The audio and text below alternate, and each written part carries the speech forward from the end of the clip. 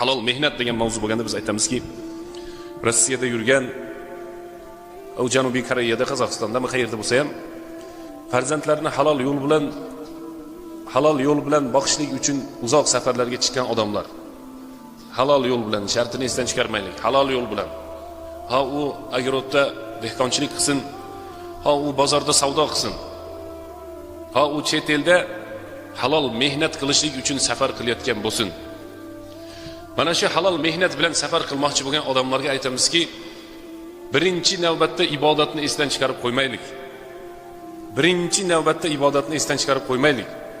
Halol mehnat qilamiz ekan deb namozni chekiga surib, roza, zakot, hajni chekiga surib qo'yib, keyin mehnat qilayotgan bo'lsa, buni mehnatida baraka bo'lmaydi.